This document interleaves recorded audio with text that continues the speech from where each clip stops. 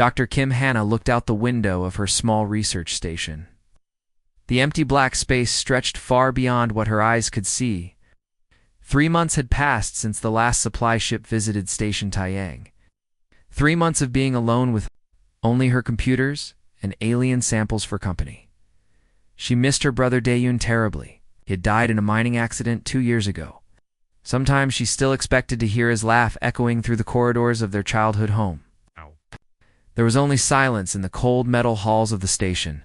Hannah turned back to her work desk. She was studying soil samples from the nearby moon when her computer started beeping. The sound was sharp and urgent. She had never heard it make that noise before. Warning. Unknown object detected. Crash landing in progress on Moonbase 7. Anas. Hands flew across the keyboard. The screen showed a red dot moving fast toward the rocky surface of the small moon. Whatever it was big. Much bigger than any ship she had seen before. She watched the dot hit the surface and disappear. For a moment, everything was quiet. Then her communication system crackled to life. Station Taiyang, this is command base. We detected the crash. Do not investigate. Wait for military backup. Hannah stared at the message. This military backup could take weeks to arrive. If someone was hurt in that crash, they might die waiting for help. She looked at her emergency medical kit and her small exploration vehicle. The right thing to do was wait. The safe thing to do was wait. But Hannah had never been good at doing the safe thing. She put on her spacesuit and gathered her equipment. The trip to the moon would take 4 hours. She left a message for command base saying she was conducting routine research. It was not exactly a lie. Finding out what crashed counted as research. The journey to the moon was quiet. Hannah had made this trip many times before to collect samples, but this time felt different. Her heart was beating fast, and her hands were shaking slightly on the controls. She landed her small ship near the crash site. The damage was incredible. A long, deep cut ran across the rocky surface for almost a kilometer. Pieces of strange metal were scattered everywhere. The metal looked different from anything humans used. It was darker and seemed to absorb light instead of reflecting it. Hannah followed the trail of destruction to a large crater. At the bottom lay what remained of an alien ship. The design was unlike anything in human records. It looked more grown. Then, built with smooth curves and organic shapes, she climbed down into the crater carefully. Her scanner showed the air was safe to breathe, but she kept her helmet on anyway. As she got closer to the wreckage, she heard something that made her stop. It was a sound like singing, but deeper and more complex than any human voice. The melody was sad and beautiful at the same time. Someone was alive in there. Hannah moved. Toward the sound, she found a large hole in the side of the ship and peered inside. Her flashlight revealed a creature unlike anything she had ever seen. It was huge, easily 3 meters tall. Its skin was covered in dark scales that seemed to shift and change color in the light. 4 arms ended in hands that looked strong enough to crush metal. Its head was long and elegant, with large golden eyes that seemed to hold intelligence. The creature was trapped under a piece of the ship's hull. Green liquid, probably blood, pooled around its legs. It had stopped singing and was now looking directly at Hannah. She should have been terrified. Every instinct told her to run.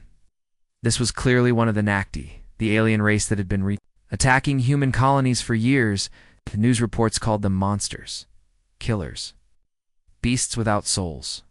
But as Hannah looked into those golden eyes, she did not see a monster. She saw pain, loneliness, and something that looked almost like hope. The creature made a soft sound, almost like a question. Then it did something that shocked Hannah completely. It held up one of its hands, palm facing her, in what looked like a peaceful gesture. Hannah found herself stepping closer. The creature did not move or threaten her. Instead, it began making a series of sounds that had a pattern to them. Numbers, Hannah realized. It was counting. 1, 2, 3, 4, the creature said in its deep voice. The words were rough and strange, but clearly mathematical. Hannah's translation computer was working frantically. It showed partial matches for mathematical concepts and basic communication patterns. This creature was trying to talk to her. 5, 6, 7, 8, Hannah replied, pointing to her fingers. The creature's eyes widened. It repeated the numbers. Back to her, then pointed to its own hands. Then it said something that made Hannah's heart skip. Help. The word was clear and desperate. This was not a mindless killing machine. This was a thinking being in pain, asking for assistance. Hannah looked at the heavy piece of metal pinning the creature's legs. She could not move it alone, but she had tools in her ship. She also had medical supplies. I will help you, she said slowly. The creature tilted its head, listening. Then it repeated her words back with careful pronunciation. I will help you. Hannah spent the next hour working to free the creature. It was patient and cooperative, never once threatening her or trying to grab her with its powerful arms. When she finally managed to lift the metal piece with her mechanical equipment, the creature pulled its injured legs free. The wounds were deep but not fatal. Hannah cleaned them and applied emergency medical foam. The creature watched her work with curiosity, occasionally making soft sounds that seemed grateful. As she worked, Hannah found herself thinking about her brother. Dae-yoon had always been kind to injured animals. He would have helped this creature, too. She was sure of it. What is your name? She asked. The creature made a complex sound that her computer could not translate. Hannah shook her head. I cannot say that. May I give you a name? The creature seemed to understand. It nodded slowly. Dae-yoon, Hannah said. I will call you Dae-yoon.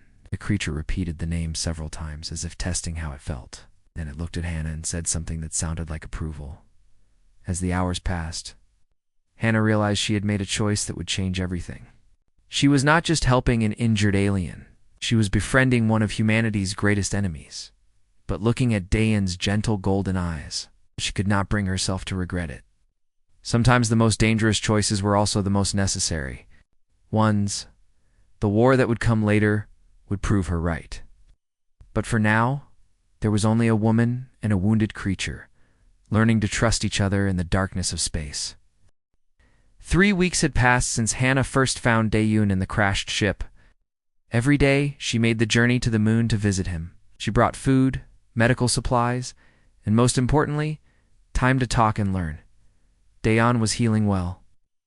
Wounds had closed, and he could move around the wreckage without pain. But he did not try to leave. Instead, he seemed content to stay and learn from Hannah. They had built a strange but effective way to communicate. Mathematics came first. Dae-yoon understood numbers perfectly. Then came basic words for objects, actions, and feelings. Hannah's computer helped translate, but more and more they understood each other without it. Water, Dae-yoon said, pointing. To the container Hannah had brought. Good, Hannah replied. Your speech is getting better every day. Dae-yoon made a sound that Hannah had learned was his version of laughter. It was deep and rumbling like distant thunder.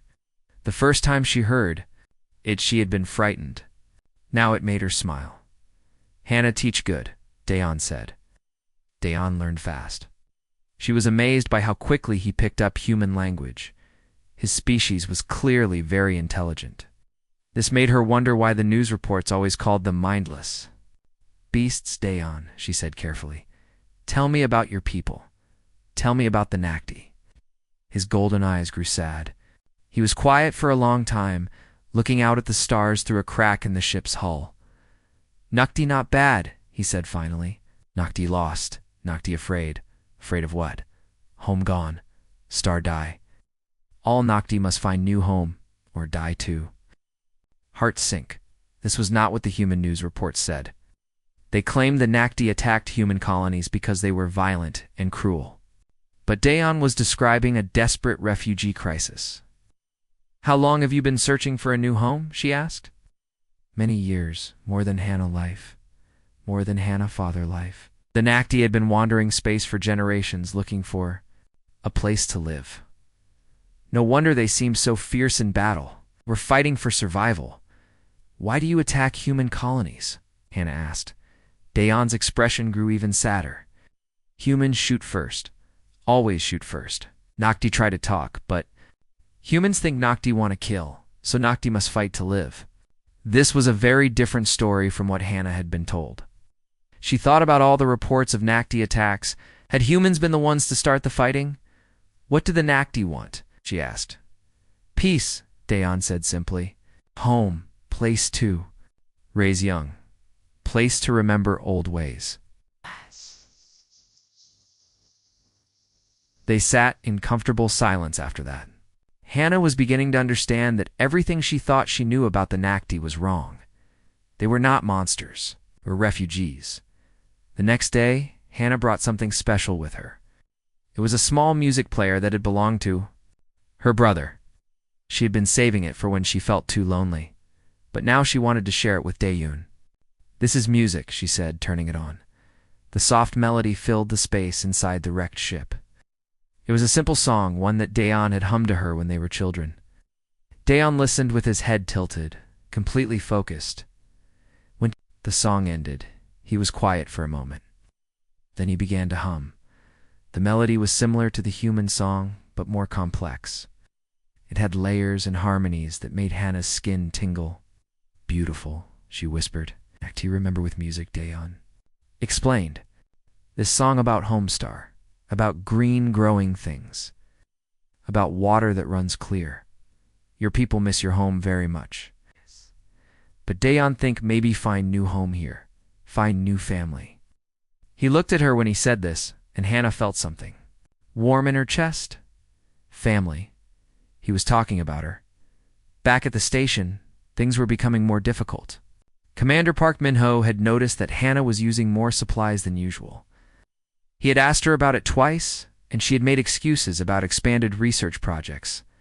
Dr. Lee Goon was also suspicious. She was Hannah's closest friend on the station, and she could tell something was different. You seem happier lately, Juan said one evening, as they ate dinner together. More excited about your work. I've made some interesting discoveries, Hannah replied carefully. What kind of discoveries? Hannah wanted to tell her friend everything. She wanted to share the amazing things she was learning about the Nakti, but she knew how dangerous that would be. If Command Base found out, they would send soldiers to capture or kill Daeyoon. Just some unusual mineral samples, she lied. Too exciting? Guan did not look convinced, but she did not push the subject. That night, Hannah could not sleep. She kept thinking about Daeyoon alone in the wrecked ship. He had told her more about his people during their last visit. The Nakti lived in family groups. Being alone was almost unbearable for them. She thought about her own loneliness after her brother died. At least she had other humans to talk to, even if they were far away. Daeyeon had no one except her. The next morning, she made a decision. She would bring Daeyeon to the station. There was an unused storage bay where he could hide. It was risky, but he needed company more than just a few hours each day.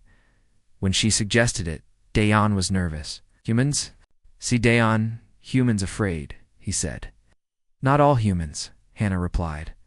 Some humans can learn, like I learned. If humans catch Daeyoon, they hurt Daeyoon. Hannah's heart broke at the fear in his voice. I will not let anyone hurt you. You are my friend. You are my family. This was the first time she had said those words out loud. Daeyeon's eyes widened, and he made a soft sound of surprise. Family, he repeated. Hannah is Daeyoon family. Yes, and family protects family. That night, Hannah helped Daeyeon move from the moon to the station. It was the most frightening thing she had ever done. If they were caught, both of them would be in terrible danger. But when Daeyeon saw the stars through the station's windows, when he heard human music playing softly in the corridors, when he settled into the storage bay she had prepared for him, Hannah knew she had made the right choice. Thank you, he said in his deep, careful voice. Daeyeon, never forget Hannah kindness. You don't have to thank me, she replied. This is what family does. As she left him to rest, Hannah realized that her life had changed completely. She was no longer just a lonely scientist on a remote station. She was someone's family, someone's protector. She was also harboring humanity's greatest enemy. But as she thought about Daeyeon's gentle nature and desperate need for a home, she could not bring herself to care about the rules. Some things were more important than orders. Some things were more important than fear. Family was one of those things. For 2 weeks, Hannah managed to keep Daeyeon's presence secret. She brought him food and water during her normal work hours. She taught him more about human culture, and he shared stories of his people. The storage bay became their private world. But secrets have a way of revealing themselves. It happened on a Tuesday morning. Hannah was running late for her shift because she had spent extra time with Daeyeon. He had been teaching her a Nakti song about friendship, and she had lost track of time. Commander Park Min-ho was waiting for her in the main lab. His face was stern, and his arms were crossed. "Dr. Kim," he said, "we need to talk." Hannah's heart began to race.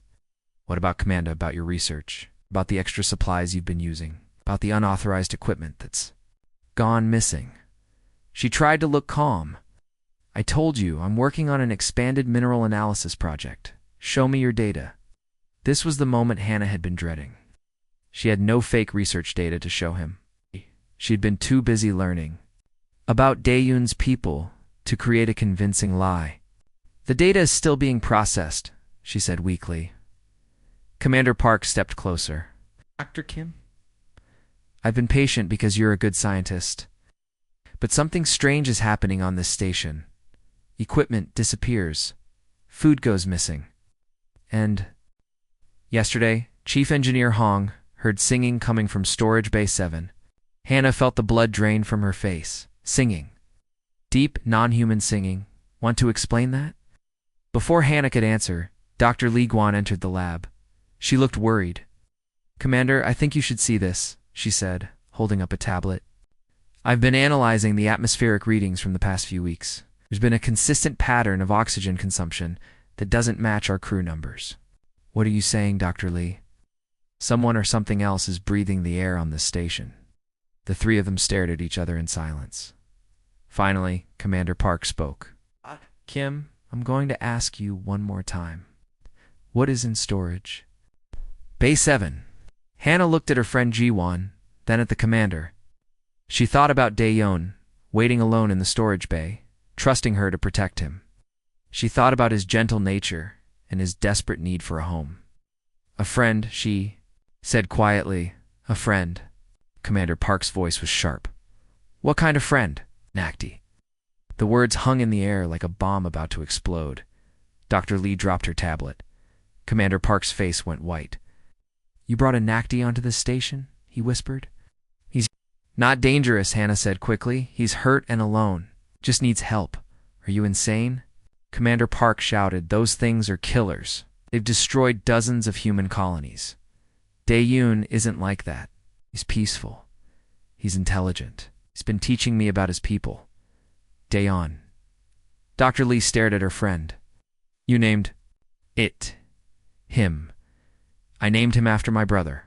Commander Park was already moving toward the communication panel.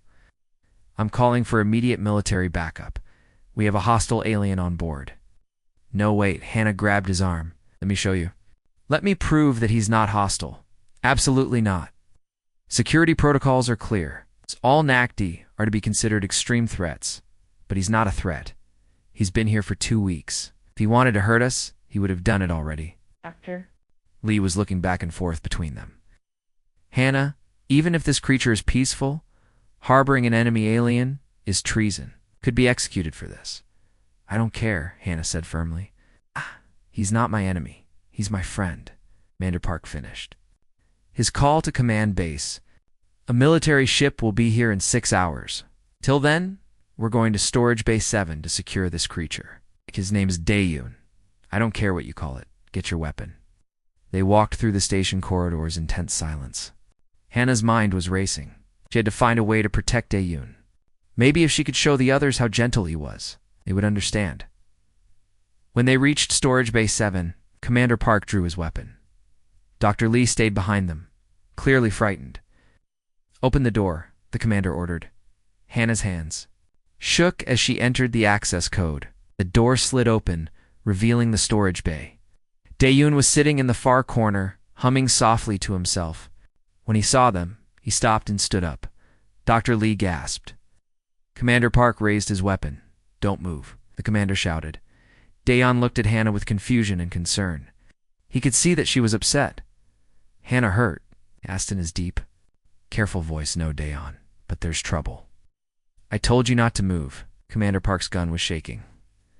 Dayon looked at the weapon, then at the commander. Slowly, he raised all four of his hands and took a step back. I know hurt, he said. My friend, it talks, Dr. Lee whispered. Of course he talks, Hannah said. He's intelligent. He's been learning our language. Commander Park kept his weapon trained on Dayon. Dr. Kim, step away from the creature. No, it's an order. I won't leave him. Dayon seemed to understand what was happening. He looked at Hannah with his golden eyes, then at the other humans. His expression was sad but not angry. Hannah, he said softly, it's okay. Dayon, understand? No, it's not okay. You're my family. No, I won't let them hurt you. Family protect family, Dayon agreed. But sometimes family must be brave. Before anyone could stop him, Dayon walked slowly toward Commander Park. The commander's finger tightened. On the trigger, stay back. But Dayon didn't stop. He walked right up to the gun and placed one of his large hands gently on the barrel, pushing it down toward the floor. I know hurt Hannah, friends, he said. I know hurt any human. I just want home. Commander, Park stared up at the massive alien in shock. Dayon could have easily killed him, but instead he had disarmed him without violence. Please, Dayon continued. I go with soldiers. I know make trouble. Please no hurt Hannah. She good human. She'll have kind heart. Dr. Lee stepped forward. Slowly, you're really not going to hurt us. No hurt. It's never hurt. Hannah, teach me humans can be good. I want to be good too. The three humans looked at each other, then at Dayon. The situation was unlike anything they had trained for. It's a military. Ship will be here soon, Commander Park said quietly. They'll take you away. I know, Dayon replied. But I happy I meet Hannah. She'll teach me important thing. What thing? Family. Not just blood. Family is who you choose to love. He turned to Hannah and held out his hand, palm facing her. She pressed, her palm against his, and they hummed their friendship song together one last time. When the military ship arrived, Dayon went with them willingly. He did not resist or fight, simply looked back at Hannah once and nodded. As they took him away, Hannah realized that everything was about to change. The war that had been simmering in the background was about to explode into something much bigger. But she also knew that she had been right to trust Dayon. He had shown the other humans that not all Nocti were monsters. Maybe that would be enough to make a difference. Maybe it would be enough to save them all. 3 months had passed since the military took Dayon away. Hannah had faced a court trial for breaking first contact rules. The judges were angry, but they did not execute her.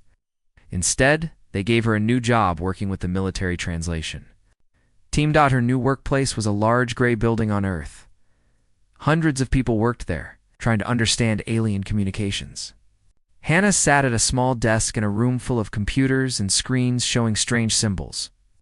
Dr. Kim called her supervisor, Dr. Kong Hajin. We have new Nacti signals to translate. Hannah looked at the data on her screen. The patterns were familiar. Now, she had been studying Nacti language for months, using everything Dayon had taught her. These are different from the usual messages, she said. They're not talking about raids or attacks. What are they saying, Hannah? Listen to the recordings again. The voices were deep and sad, like Dayon's voice when he talked about his lost home. They're mourning, she said softly. Someone important has died. Dr. Kang looked surprised. The Nacti mourn their dead. Of course they do. They're not animals. They have families just like us. Don't start that again, Dr. Kim. We know you have strange ideas about the Nacti. But Hannah was reading more of the translated messages. Was wrong. The Nacti were not just mourning one death. They were preparing for war. Dr. Kung, she said, her voice tight with worry. I think we have a problem. Far away in a military prison, Dayon sat alone in a small metal room. The walls were white and cold. The lights never turned off. He had been here for months, and no one had spoken to him except the doctors who came to study him. They took his blood. They scanned his body. They asked him questions, but they never listened to his answers. To them, he was just a specimen to be examined. Dr. Kong Haijin was the lead scientist studying him. She was not cruel, but she was not kind either. She saw him as a puzzle to be solved, not as a person with feelings. Subject shows high intelligence, she wrote in her reports. Language skills are advanced. Physical capabilities are impressive. But subject refuses to provide military information about Nocti fleet movements. What she did not understand was that Daeyun would never betray his people. Even though they had left him behind, even though he was alone and frightened, he would not give humans information that could be used to hurt other Nocti. He thought about Hannah every day. He wondered if she was safe. He wondered if she still remembered their friendship song. Sometimes late at night, he would hum it quietly to himself. It was the only thing that made him feel less alone. Meanwhile, far out in space, something terrible was happening. Fleet Commander Korthok stood on the bridge of his massive ship, staring at the stars. His golden eyes were filled with rage and grief. For months, he had been searching for his lost son. Prince Daeyun had been on a scouting mission when his ship was damaged by a solar storm. The last signal they received showed him crashing on a moon near human space. When rescue ships arrived, they found only wreckage and no trace of the prince. Korthok believed his son was dead, killed by humans who showed no mercy to crashed survivors. "My lord," said his second-in-command, "the fleet is ready. All ships are armed and waiting for your orders." "How many ships?" 3,000, my lord. The largest war fleet in Nocti history. Korthok nodded slowly. His son had been gentle and kind, always talking about finding peace with other species. But peace was impossible when dealing with creatures that killed helpless survivors. "Send word to all fleet commanders," he said. "We go to war. We'll make the humans pay for what they did to my son." "What are your orders, my lord?" "It's total war. No mercy, no prisoners. We will destroy every human world until they are nothing but dust and memory." Back on Earth, General Bei Siochin was reading the latest intelligence reports. The news was not good. Nocti ships were massing at the edge of human space. More ships than had ever been seen before. "How many?" he asked his aide. "Our best estimate is 3,000 ships, sir. Maybe more." General Bei felt his blood turn cold. The largest human fleet had only 800 ships. They were badly outnumbered. "What about our allies? The Centauri Federation? The Mars colonies?" "They're sending what they can, but it won't be enough. Sir, this looks like an extinction war. An extinction war. The Nocti aren't just planning to raid our colonies. They want to wipe us out completely." General Bei thought about his children, his grandchildren, all the people he had sworn to protect. If the Nocti fleet was as large as the reports suggested, humanity might not survive. "Begin emergency preparations," he ordered. "Evacuate all outer colonies. Bring the defense fleets back to protect Earth and the core worlds. The civilians on the outer colonies? There aren't enough ships to evacuate everyone? Then we save who we can." In the translation center, Hannah was working frantically to decode more Nocti messages. The patterns were becoming clearer, and what she was learning made her sick with worry. "Dr. Kong," she called. "You need to see this." "What is it?" "The Nocti aren't just planning a raid. They're talking about something called final vengeance. They want to destroy all human worlds." Dr. Kang read the translations. Her face went pale. "Are you sure about this?" "I'm sure. And there's something else. They keep mentioning a lost prince. I think someone important to them has died, and they blame us for it. A prince." Hannah felt a cold suspicion growing in her mind. "Dr. Kang, the Nocti prisoner we've been holding? What did he tell you about? His background? He won't talk about military matters. Why did he ever mention being royalty?" Dr. Kang looked confused. "No, but we never asked. We assumed he was just a regular soldier." Hannah stood up quickly. "I need to see him now." "Not possible. You're not authorized, Dr. Kang. If that prisoner is the lost prince they're talking about, then we're about to face a war of revenge. The only way to stop it is to prove he's still alive. Even if that's true, it's too late. The Nocti fleet is already moving toward human space." Hannah looked at the screens showing the massive alien fleet. 3,000 ships, all coming to destroy humanity. All because they thought their prince was dead. "It's not too late," she said. "Not if we can get Daeon to talk to his father, Daeon." "You mean the prisoner?" You think he's their prince? I think he's the key to stopping this war. But first, we need to treat him like a person instead of a specimen. Dr. Kong stared at her. You're talking about treason again. I'm talking about survival. Ours and theirs. The war was coming. In a few days, the Nakti fleet would reach human space. When that happened, the fighting would be unlike anything anyone had ever seen. But Hannah had hope. She had seen Daeon's gentle nature. I'd heard him talk about peace. If he really was the lost prince, then maybe there was still a chance to stop the bloodshed. Maybe. There was still a chance to save both species from destroying each other. The next few days would determine the fate of two civilizations, and it would all depend on whether humanity could remember how to show mercy to an enemy who had shown them nothing but kindness. The Nakti fleet arrived at the edge of human space like a storm of death. 3,000 ships, each one larger than anything humans had ever built. Their bioorganic hulls seemed to pulse with life, and their weapons charged with energy that made the stars flicker. Captain Oh Jinwoo stood on the bridge of the human flagship, watching the enemy fleet approach. He had fought the Nakti before, but never anything like this. His 800 ships looked like toys compared to the massive alien armada. All ships, battle stations, he commanded. Right. Prepare for engagement. Sir, said his communications officer, we're receiving a message from the Nakti fleet. Put it through. The voice that came through the speakers was deep and filled with rage. It spoke in accented but clear human language. I am Fleet Commander Korthok of the Nakti Empire. You killed my son. You will pay with your lives. There will be no mercy, no surrender, only death. Captain O tried to respond, but the transmission cut off. A moment later, the first wave of Nakti ships opened fire. The battle was unlike anything in human history. Nakti weapons tore through human shields like paper. Their bioships adapted to human tactics in real time, learning from each attack and becoming stronger. Within hours, the human outer defenses were destroyed. Colony ships fled in panic as Nakti fighters chased them down.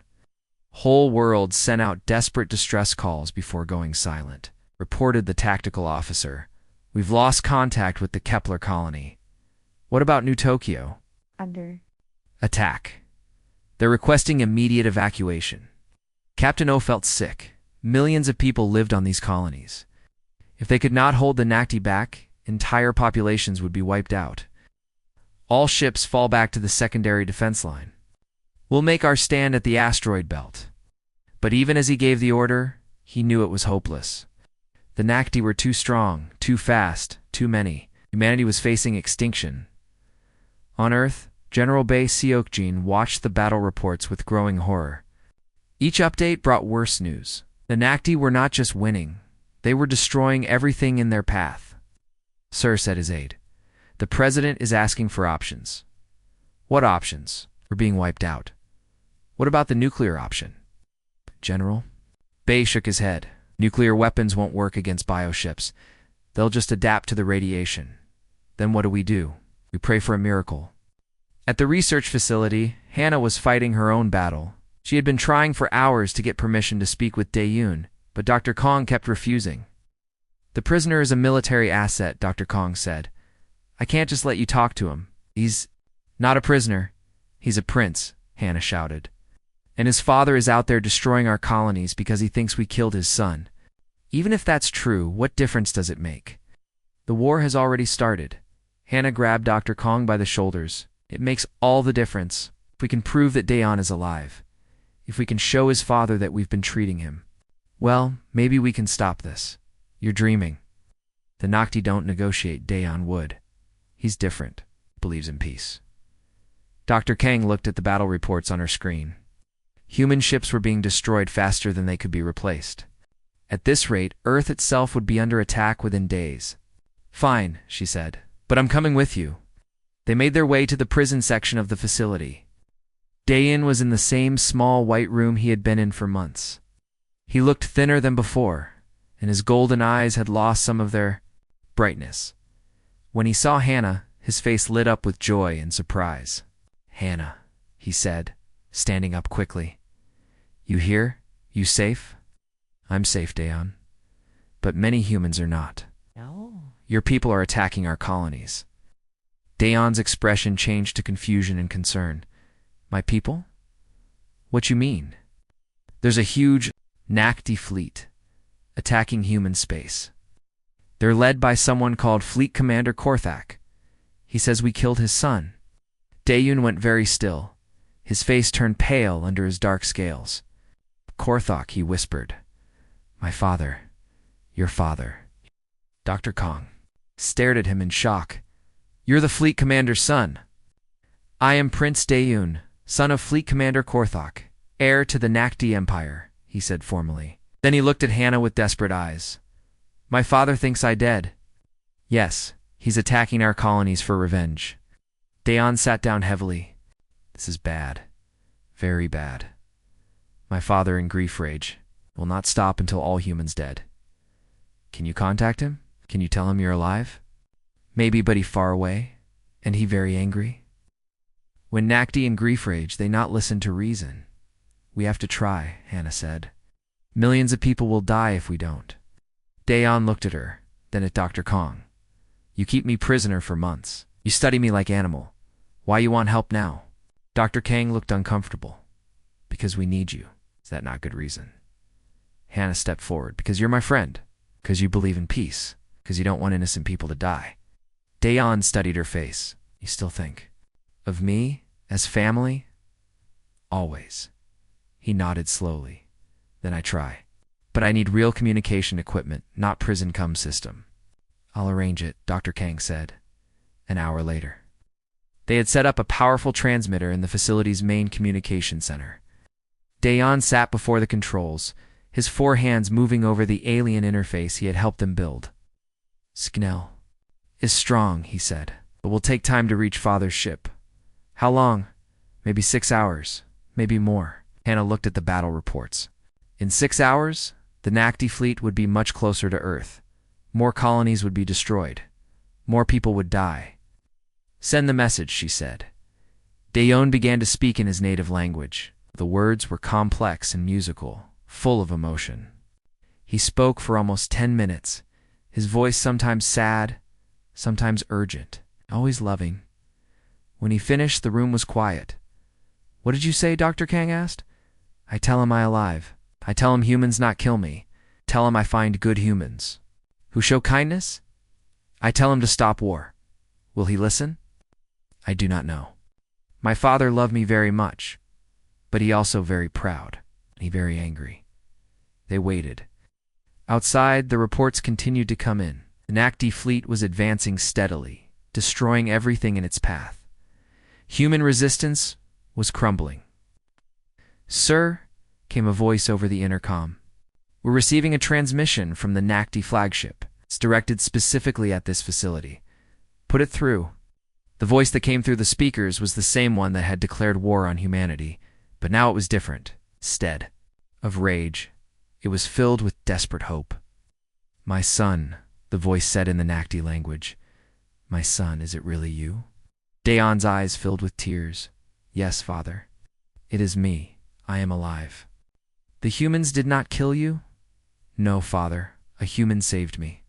She is my friend. She is my family. There was a long pause. Then Fleet Commander Korthak spoke again, his voice now uncertain. I have done terrible things in my grief, my son. I have killed many humans in your name. Then we must stop the killing. We must make peace. It may be too late. The war has begun. My warriors are in battle fury. It will not stop easily. Then we must try harder. Father, the humans are not our enemies. They can be our friends. Another pause. Then I will consider your words, my son. But first I must see you. I must know you are truly alive and unharmed. I will come to you, Father, and I will bring my human friend. She will show you that not all humans are evil. Very well. Nice. But know this, my son. If this is a trick, if the humans are using you to deceive me, I will destroy their entire species. It is not a trick, Father. It is hope. The transmission ended. Daeon looked at Hannah and Dr. Kang. I must go to my father's ship, he said. Will you come with me, Hannah? Of course. We're family, remember? This is incredibly dangerous, Dr. Kong said. If the Nakti commander thinks we're deceiving him, then we die, Hannah said simply. But if we do nothing, everyone dies. At least this way, we have a chance. She looked at Dae-yoon, her strange alien friend who had become like a brother to her. When do we leave now? He said. Every moment we wait, more people die. It is time to end this war. Outside, the battle continued to rage. But for the first time since the war began, there was hope. A small, fragile hope that rested on the friendship between a human woman and an alien prince. It was time to see if love could be stronger than hate. The small shuttle carrying Hannah and Daeyeon flew through the wreckage of the space battle. Destroyed human ships floated like broken toys among the stars. The sight made Hannah's heart ache. So many dead, she whispered. War is a terrible thing. Daeyeon said softly, This is why I want peace. They were approaching the Nakti flagship, a massive bioship that looked like a living mountain. It was larger than any human city, its organic hull pulsing with bioluminescent patterns. Ships surrounded it like a protective swarm. Ship identify, came a voice over the radio. State your business. This is Prince Daeyeon returning to his father. Daeyeon replied in the Nakti language. I bring human friend for peace talks. Prince Daeyeon, you are cleared for landing. Welcome home. The shuttle was guided into a vast hangar bay inside the flagship. As they landed, Hannah saw hundreds of Nakti warriors waiting for them. They were all massive, scaled, and looked very dangerous. Many were carrying weapons. Are you sure about this? Hannah asked nervously. No, Daeyeon admitted. We must try. The shuttle door opened, and they stepped out together. The Nakti warriors stared at them in silence. Some looked amazed to see their prince alive. Others stared at Hannah with obvious hostility. A human on the flagship, one warrior growled. This is wrong. The human is with me, Daeyeon said firmly. She is under my protection. They walked through the corridors of the great ship. The walls were alive, pulsing gently with internal light. The air was warm and humid, filled with strange but pleasant scents. Your ship is beautiful, Hannah said. It is grown, not built, Daeyeon explained. My people work with life, not against it. They reached the bridge, a vast circular chamber with a high ceiling. In the center stood Fleet Commander Korthok, Daeyeon's father. He was even larger than his son, with silver markings on his scales that showed his age and rank. When he saw Daeyeon, the old warrior's face transformed. All the anger and grief melted away, replaced by pure joy. My son, he said, his voice breaking. My dear son. Father and son embraced, and Hannah saw tears in both their golden eyes. The reunion was so emotional that many of the watching warriors looked away. I thought you were dead, Korthok whispered. I thought the humans killed you. No, father. One human saved me. She is here now. Korthok looked at Hannah for the first time. His expression was hard to read. This is the human who saved you? Her name is Hannah. She found me after my ship crashed. She healed my wounds and became my friend. A human befriended a Nakti. Korthok seemed amazed. This is not possible. It is possible, father. Hannah taught me that enemies can become family. The fleet commander studied Hannah carefully. She felt very small under his gaze, but she stood straight and tried to look brave. Human, he said finally. You saved my son's life? Yes, sir. But more than that, he saved mine too. He taught me about your people. He showed me that Nakti are not monsters. Many of my people would disagree. We have been at war with humans. For generations, because of misunderstandings, Hannah said. Your people are refugees, looking for a home. My people are colonists trying to build new lives. We're not so different. Korthok looked surprised. You know we are refugees? Daeyeon told me. Your star died. You've been searching for a new home for generations. And every time we try to make contact with other species, they attack us. They see our size and our ships and assume we are invaders. Some humans do that, Hannah admitted, but not all of us. Some of us can learn. Some of us want peace. Pretty words, said a voice from behind them. But words do not undo the damage. They turned to see another Nakti warrior approaching. This one was younger than Korthok, but carried himself with authority. "This is War Commander Sketh," Dayun said quietly. "He leads the battle fleet." "Prince Dayun," Sketh said with a bow. "I am glad you are alive, but this human's presence changes nothing. The war has begun. Human worlds burn. Our warriors have tasted blood. Then we must make them stop," Dayon said. "Stop." Sketh laughed bitterly. "We have lost thousands of our people over the years to human attacks. Now we finally have the chance for revenge. You ask us to give that up?" "I ask you to give up hatred," Dayon replied. "Hatred only brings more death. You have been poisoned by human lies," Sketh said. "They have made you weak," Nohana said, stepping forward. "They have made him strong enough to choose peace over war." Sketh turned his attention to her. "You dare speak to me, human? I dare speak for my people. We're not your enemies. We don't want to fight you. Then why do you attack our scouts? Why do you destroy our ships?" "Because we're afraid," Hannah said honestly. "We don't understand you. Your ships are so big, your warriors so fierce. We think you want to destroy us. Perhaps we do." "No," Dayon said firmly. "We want to live. We want to raise our children. In peace, we want to remember our old home and build new ones." "And we want the same thing," Hannah added. "We want to explore the stars and find new worlds. We want to learn about other species and make friends." The fleet commander Korthok had been listening quietly. Now he spoke. "War Commander Sketh, call off the attack." "My lord, you heard me. Order all ships to stop their advance." "But sir, we are winning. The humans are defeated." "The humans are not our enemies. They are refugees, just like us. They are trying to find homes in the stars, just like us." "My lord, I must protest." "You will obey," Korthok said with deadly quiet, "or you will be removed from command." Sketh looked around the bridge.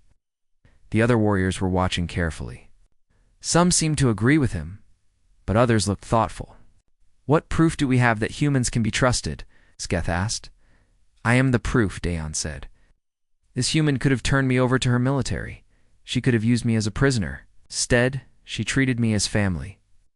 One human does not speak for all humans." "Then let me speak for my people," Hannah said. "Give us a chance to prove that we can be friends. Let us show you that humans and Nakti can work together. And if you betray us, then you can resume your war. If we don't try, we'll never know what could have been." Korthak looked at his son, then at Hannah. "You would risk your life for peace." "I would risk my life for my family," Hannah replied. "And Dayon is my family now. She speaks truth, father," Dayon said. "I have seen her heart. She is a good person." The fleet commander was quiet for a long moment. Then he turned to his communications officer.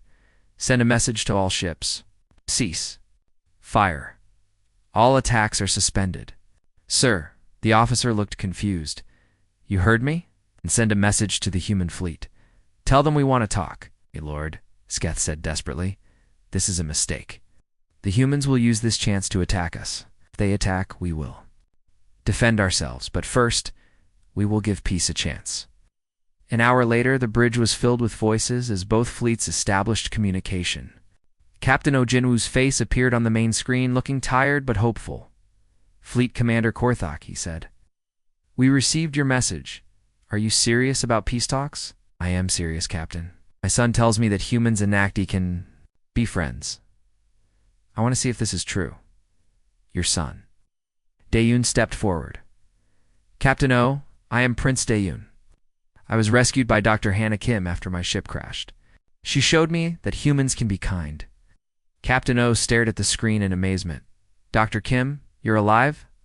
"I'm alive, Captain, and I'm here to help make peace. This is incredible. I thought you were dead." "I was a prisoner for months," Hannah said, "but now I'm free and I'm working to end this war." "What do you need from us?" Fleet Commander Korthak spoke up. "We need a place to meet, neutral ground where both sides can feel safe." "What about the old trading station at Sigma Point?" Captain O suggested. "It's abandoned, but still functional." "That would work," Korthak agreed. We will bring a small delegation. You do the same, and if the talks fail, then we will resume the war. But if they succeed, ... Korthak looked at his son and Hannah. If they succeed, we will have something. Better than victory, we will have peace. 3 days later, the peace talks began. Representatives from both sides met on the neutral station. It was not easy. There was anger and mistrust on both sides. But slowly, carefully, they began to build understanding. The Nakti shared their story of loss and exile. The humans shared their dreams of exploration and growth. They found common ground in their love of family, their desire for safe homes, and their hope for the future. Hannah and Dayan worked as translators, not just of language, but of heart. They showed both sides that friendship across species was possible. The talks lasted for weeks. There were arguments and walkouts. There were moments when it seemed like war would return. But each time, Hannah and Dayun brought the sides back. Together, finally they reached an agreement. The Nakti would stop attacking human colonies. The humans would stop shooting at Nakti ships. Both sides would work together to find suitable worlds for Nakti refugees. Most importantly, they would establish cultural exchange programs. Humans and Nakti would learn about each other. They would build the trust needed for lasting peace. On the day the peace treaty was signed, Hannah and Dayon stood together watching the ceremony. Representatives from both species put their names to the document that would end the war. We did it, Hannah said softly. We did it together, Dayon replied. Family, family, she agreed. As the months passed, the peace held. Human and Nakti scientists worked together. Traders exchanged goods between the species. Children from both sides learned each other's languages and songs. Hannah became the first human ambassador to the Nakti. Dayan became the first Nakti ambassador to humanity. Together, they traveled between the worlds, building bridges of understanding. The war was over. The age of cooperation had begun. And it all started with a lonely scientist who chose to see a person instead of a monster, and an alien prince who chose to trust instead of hate. In the end, the greatest victory was not won with weapons or tactics. It was won with the simple human ability to love without boundaries, to adopt strangers as family, and to choose hope over fear. The galaxy would never be the same. And that was exactly what it needed.